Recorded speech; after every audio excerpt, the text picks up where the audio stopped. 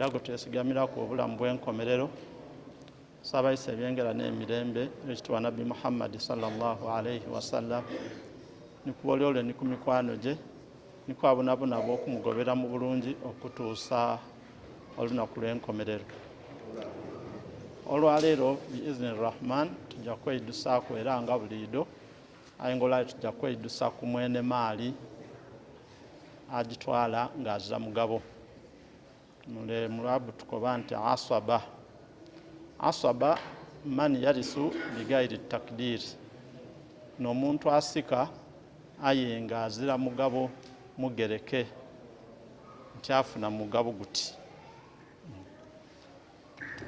Asika ng'azira mugabo mugereke aye ng'alina amaanyi agasika n'okuziyiza abantu bangi okuba nga basika ku maali ey'omuntu.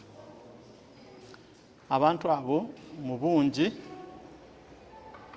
bawera nga 15 abasika nga bazira mugabo. Asookera irala baaba, omwana leta ibunu omwidukulu wa innazala n'okwika wansi.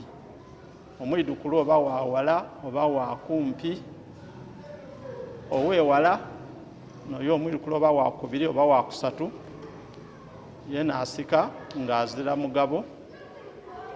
Twayiza ku ahu shakik, muganda w'omufu we bagayita baba ni maama. Twayiza ku ahul abu, muganda w'omufu nga bagayita baba yenka. Twayiza ku ibn ahu shakik wa innazala, okutantwiza ku muganda w'omufu, omwana wa muganda w'omufu ku baba n'okwika wansi wakubiri wakusatu baidukulu.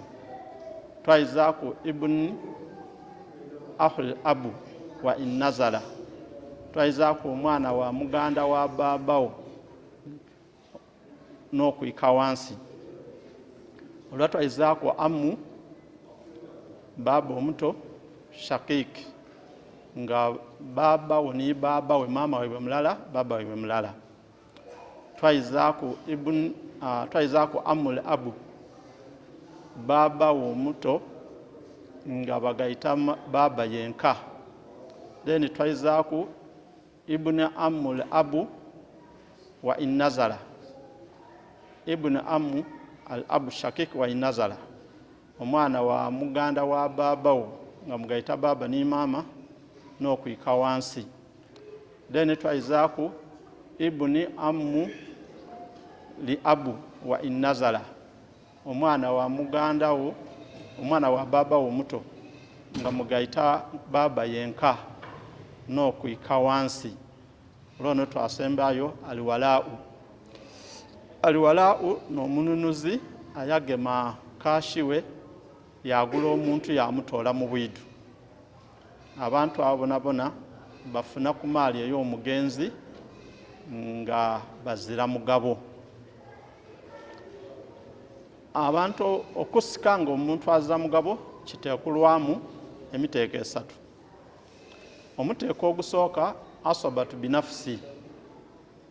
Asabatu binafsi nabo abasaada nga bwe mbaire ndi kuboogera betweta asabatu binafsi, bo bemalirira okusika emaali y'omuntu nga bazira mugabo. Omuteeko ogwokubiri betweta asabatu bilgayiri, baba ba asaba olw'okubanga waliwo abantu abandi, n'aba ba asaba olw'okubanga waliwo abantu abandi n'abawala, omuwala ni mwanina, nti ibunu wa binti. Binti ateekwa kufuna mugabo nga Allah subhanahu wa ta'ala bwayogera mu aya ba'da a'udhu billahi minash shaitani rajim yusikumullahu fi auladikum lidhakari mithla hadhil unthayain. Allah subhanahu wa ta'ala mu aya eyo ta'alamira abantu oyaba avire mu nsi n'alekawo abaana, omulenzi atwala emigabo 2 egy'omuwala.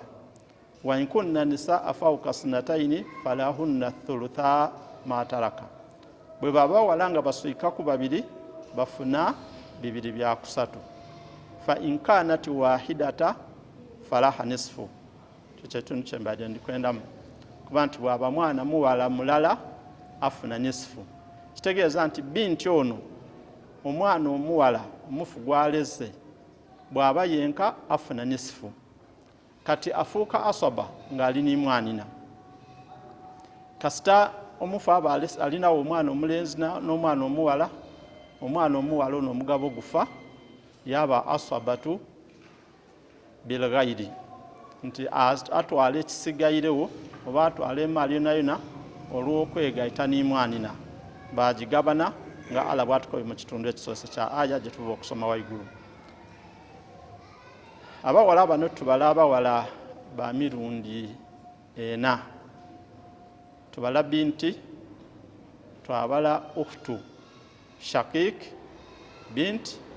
binti ibini ukhtu shakik ni ukhtul abu omwana mwene omuwala n'omwidukulu omuwala ow'omulenzi twabala mwaninawo omuntu nga bagayita baba ni maama teta ukhtu shakika twabala mwaninawo omuntu nga bagayita baba abantu abo abawala abana abo ye baba ni baanina bayiwe baba ba asabatu binafsi asabatu bilghayri baba ba asabatu bilghayri basike emaali eyo nga begaiseeku baanina bayiwe bagigabana yonana nokiba kitegeeza nti singa omuntu afa katugeze daada w'abaana bano bataba ne baafa balekawo omwidukulu omuwala n'omwidukulu omulenzi basikire emaali ya daada waibwe yona singa baba baziraku ku bantu bandi omuwala omwidukulu omuwala ow'omulenzi mwana w'omuntu webagayita baba ni maama webagayita baba ariko bintu tubeeta ba asabatu bilghayri bafuba batwala ekisigairewo olw'abantu abandi.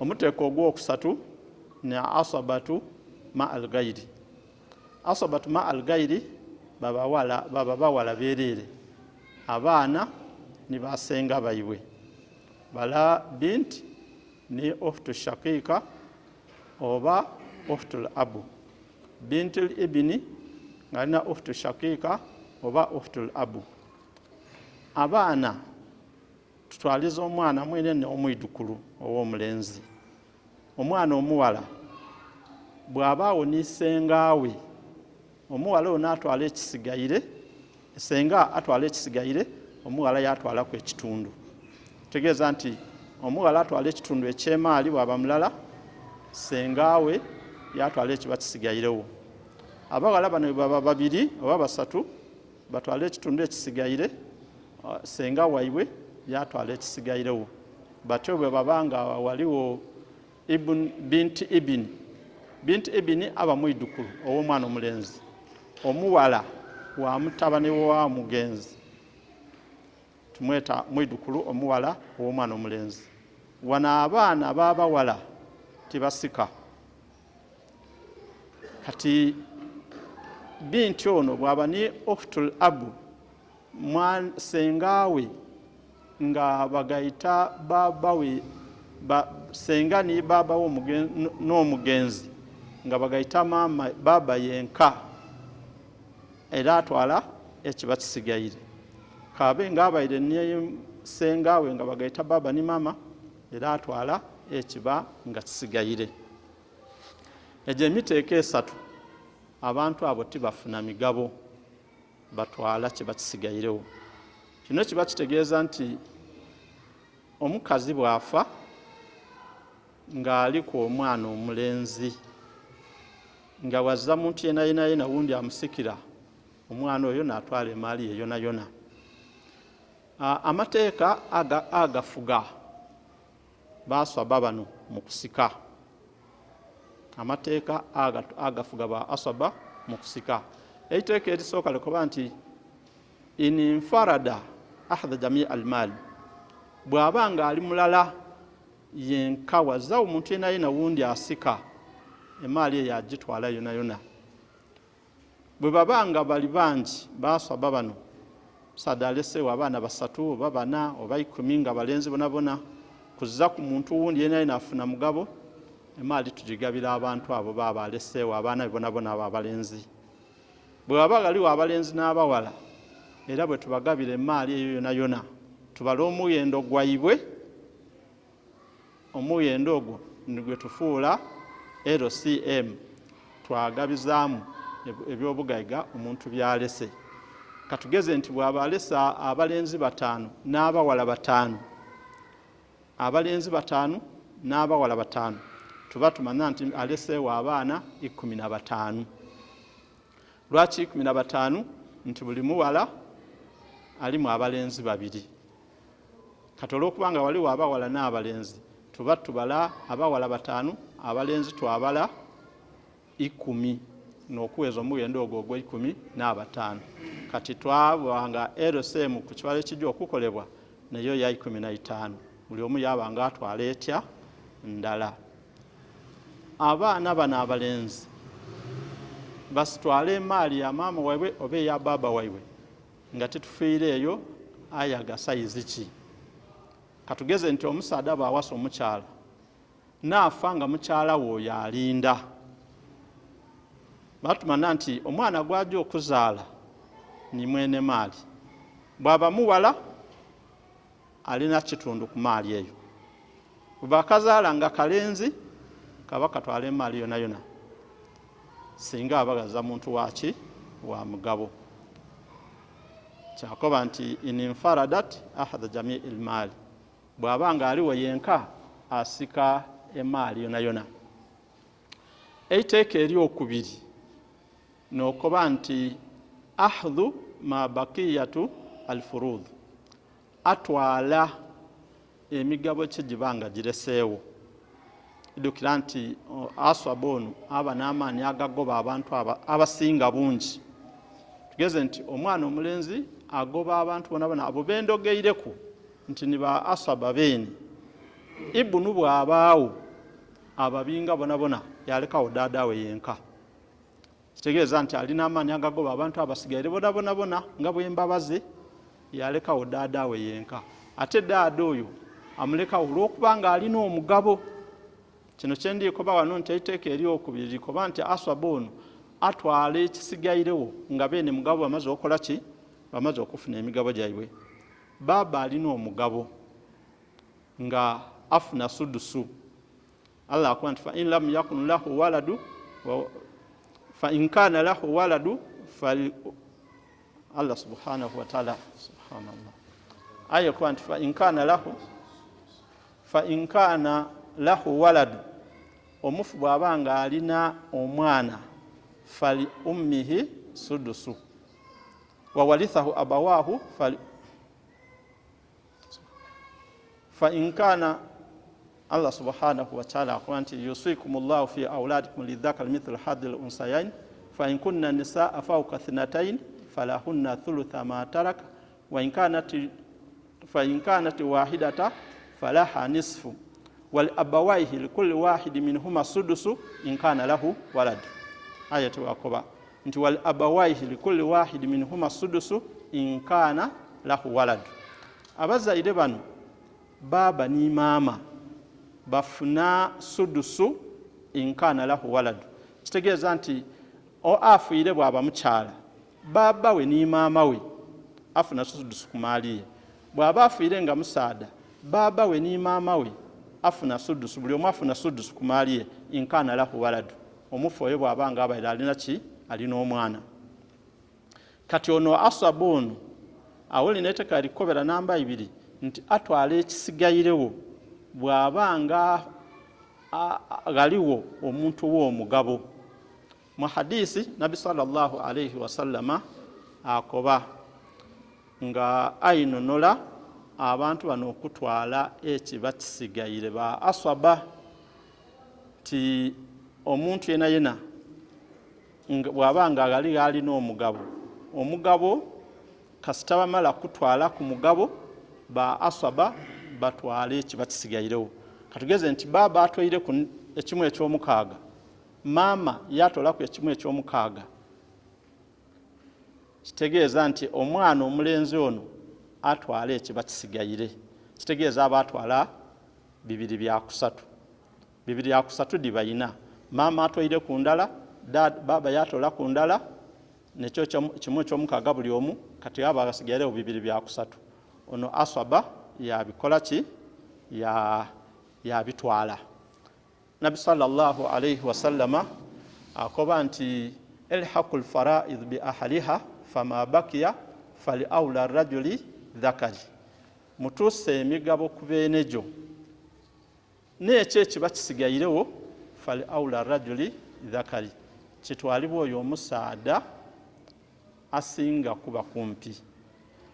Nabi sallallahu alayhi wasallam yali mwegendereza mu kwogera tabiri eno, endogera eno, yakoba nti fali awla rajuli, omusaada asinga dhakari. Yayogera ebigambo bibiri, rajuli yayogera ni dhakari, olwokubanga nti oluwarabu dhakari kitegeeza ekisaada kyona kyona. Kati bwakoba rajulu kiba kitegeeza musaada mukulu. Kati bwe yalikobye rajulu kyonka, kyalibaire nti abaana abato tibakola ki? Tibasika.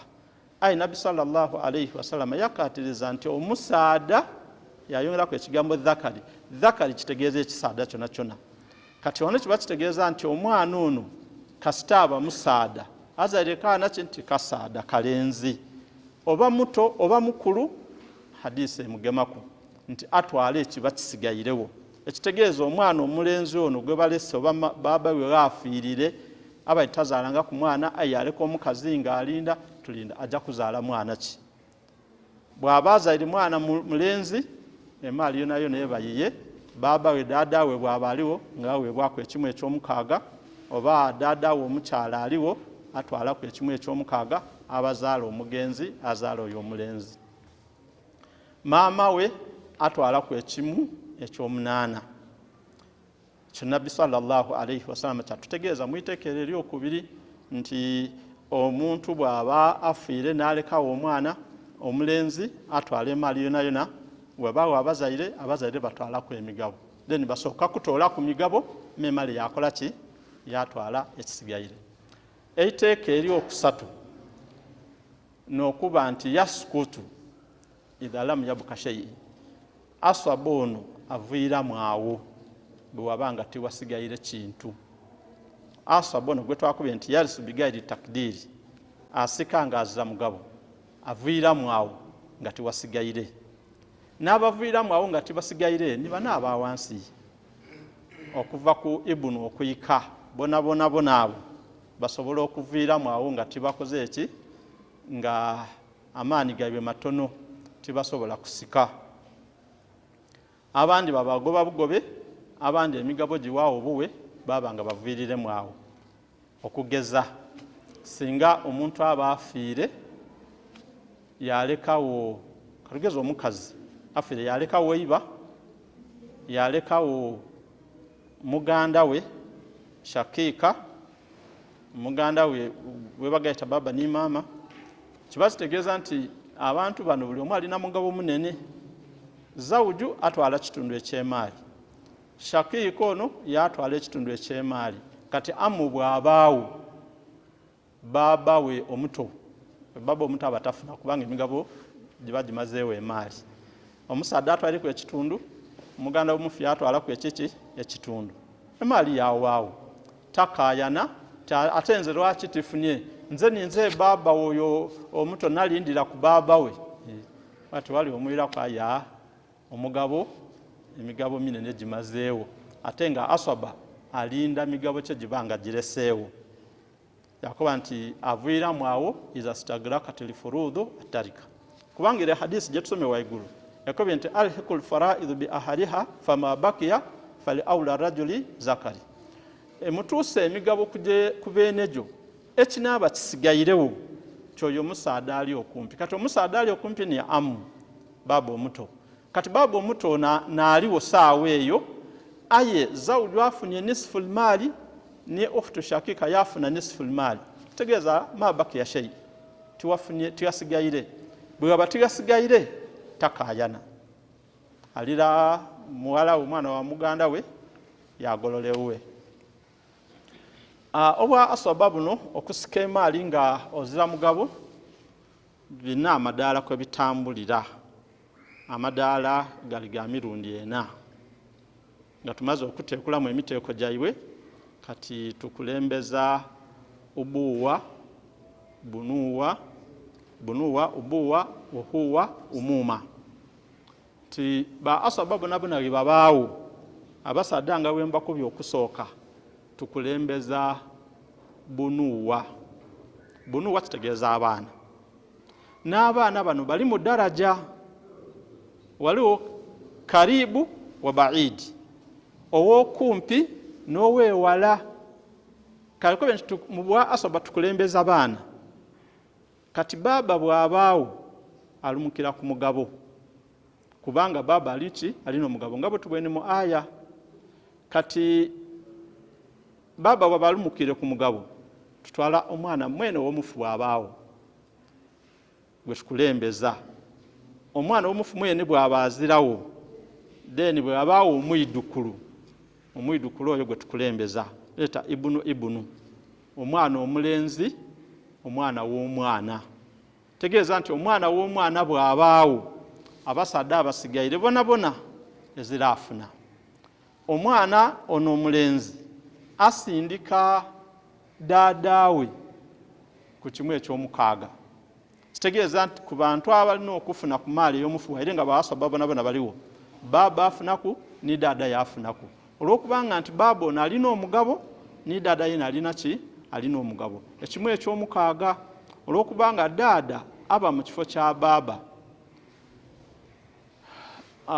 baba bw'abaawo n'omwana ng'aliwo baba taba asaba oba asaba bumuvaaku obuyinza obw'okutwala emaali yona bumuvaaku olw'okubanga tukulembeza ki baana omwana wo omulenzi ni mwene maaliyo bw'oba ovire mu bulamu obwensi bw'abanga gaza muntu wundi w'amaani nga daada musaada kuba saada ezirasika daada omusaada asika olw'okubanga nti alina omugabo ekimu eky'omukaaga baba asika olw'okubanga alina omugabo ekimu eky'omukaaga abasigaire tebasika baba ono ni daada wabaawole basika nga bafuna emirundi ebiri singa gaba galiwo omufu aleseewo mughala we oba baghala be yalekawo okuna abantu abandi abasika kati we tuba tubagabira baba tusooka twamuwa ekimu eky'omukaaga olw'abantu bano abandi abaliwo abasika buli omu yafuna omugabo gwe kati bona bamala okufuna emigabo gyabwe then bw'abaayo ekisigalawo era baba akitwala yakuba nti abasika emirundi ebiri faruda wa tasiba asika ng'owo omugabo wanga tumuwa sudusu singa gaba galiwo omwana muwala yatwala albaki ekiba kisigairewo nga asaba ni daada yeena omusaada daada omusaada azaala baba so ti daada musaada azaala maama daada omusaada azaala maama tasikira irala okutoolako ng'omwana ono yamwenza yakuba nti bwenfanga daada oyo atwalako ekintu gundi ng'amuta mu kiraamu amulaamira oba okumugabira ng'ali mulamu ayi bw'aba tiyakikola tiyagabira ku daada awazaala maama we nga mulamu ate tiyamuta mu kiraamu bw'afa azira kaafunayo wa mwidukulu we ayi daada azaala baba afuna ekimu eky'omukaaga yatwala n'ekisigairewo singa gaba galiwo omwana muwala bwe gaba galiwo omwana mulenzi atwala bwa mugabo gwonka kimu kya mukaaga ni daada yeena atyo atwala mugabo gwonka kimu kya mukaaga kati tukobye nti tukulembeza bunuwa abaana n'abali waigulu ku bwa aswaba omwana mwene bw'abaawo oba omwidukulu